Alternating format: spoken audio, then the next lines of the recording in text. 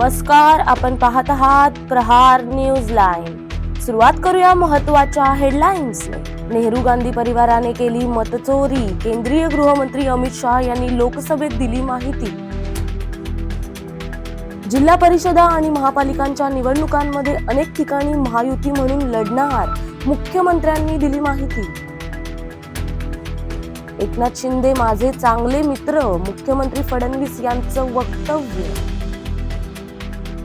वाहतूक पोलिसांच्या मदतीसाठी राज्यात टप्प्याटप्प्याने बॉडी कॅमेरे लावणार, मुख्यमंत्र्यांनी विधान परिषदेत दिली माहिती. युनेस्कोच्या ऐतिहासिक वारसा यादीत दिवाळी सणाचा समावेश, भारतासाठी मोठं सांस्कृतिक यश. जमिनीच्या अकृषिक वापरानंतर संदेची अट रद्द, राज्यात जमीन महसूल संहितेत मोठी सुधारणा. एकनाथ खडसेंना दणका, भूखंड घोटाळ्यात दोषमुक्तीसाठी केलेला अर्ज विशेष न्यायालयाने फेटाळला. एसटी महामंडळ नव्या 8,000 बसची खरेदी करणार.